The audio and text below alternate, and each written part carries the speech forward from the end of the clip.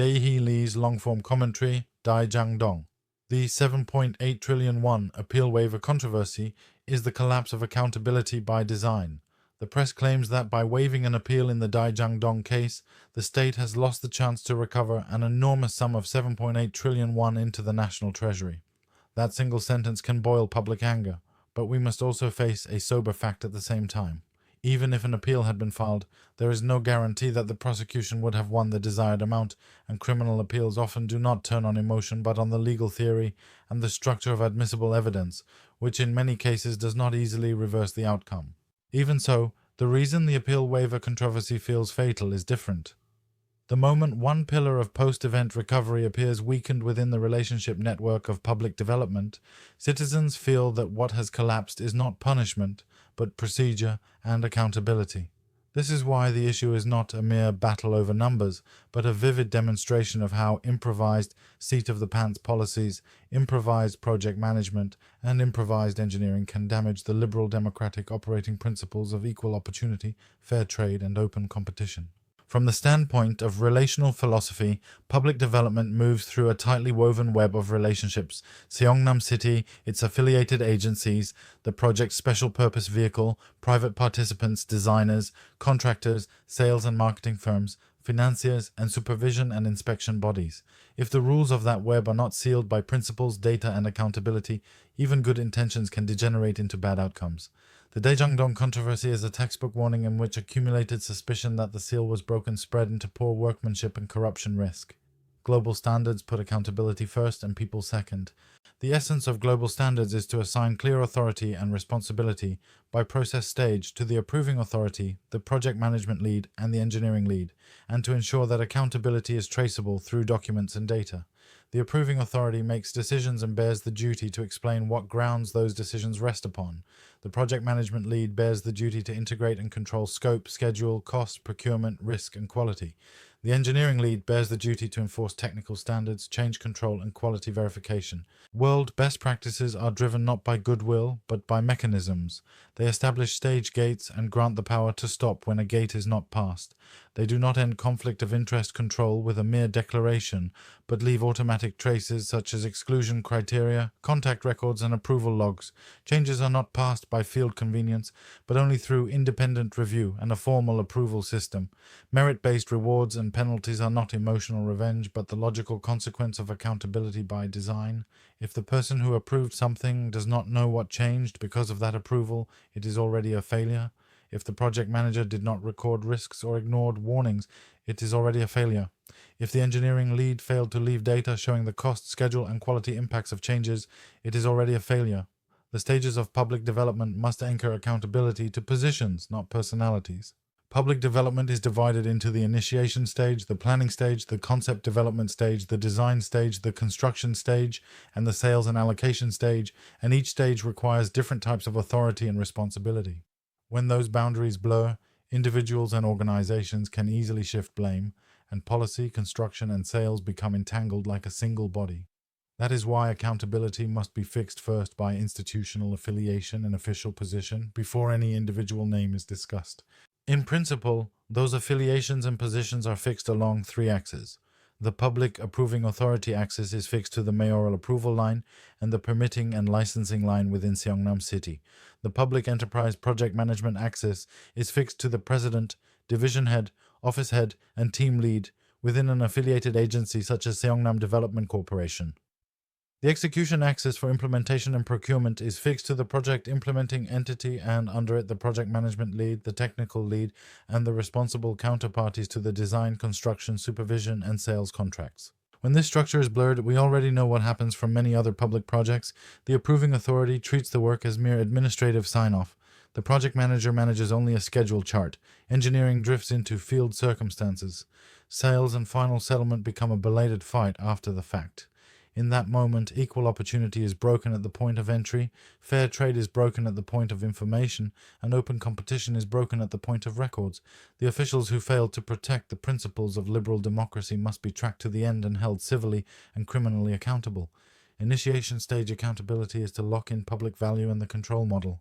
The approving authority at the initiation stage ultimately converges on the Seongnam mayoral system, Approval at this stage is not only about whether to proceed, but about deciding which control levers the public sector will hold until the end.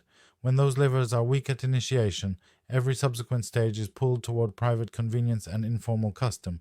The project management lead at this stage is the responsible director level and division level leadership and the practical overall coordinator within Seongnam City's urban development organization. Their duty is to translate policy goals into measurable indicators, register risks in the public-private structure, and design procedures that block conflicts of interest. If documents are weak at initiation, later documents become nothing but piles of paper rationalizing earlier weakness.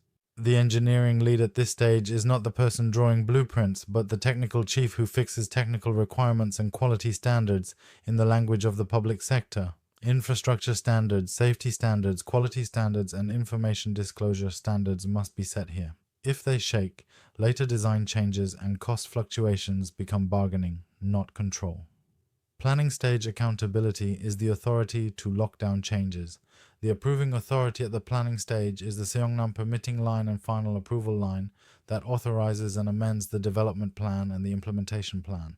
Because the planning stage is where the legal frame of public development is fixed, changes here mean the movement of value itself. Therefore, plan changes are not convenience, but objects of control. The project management lead at this stage must run plan changes as formal project change control. The reasons for change, alternatives compared, and impacts on cost, schedule, and public benefit must be written as a package and accompanied by independent review. The more changes repeat, the heavier the approving authority's accountability becomes, and the stronger the manager's duty becomes to leave evidence of control. The engineering lead at this stage must verify technical consistency and maturity. If the project moves forward before design maturity is secured, changes explode, and changes become channels into which interest can easily enter. If technical verification and stage gates are weak here, later deficiencies are already pre-booked. Concept development stage accountability is the design of the public-private structure and profit allocation. Approval authority at the concept development stage converges on the final Seongnam approval line and the top approval line of Seongnam Development Corporation. This stage is where the tender guidelines, agreements, profit allocation, excess profit handling, and recovery mechanisms are designed. Because a single line of text can change the flow of trillions of won, improvised handling here inevitably leads to disaster. The project management leads at this stage are concretized along the corporation's internal lines: president, planning director, development division head, strategy office, and investment project team. Their duty is to design fairness in tender criteria, reproducibility in evaluation, conflict of interest blocking, and post-event verifiability.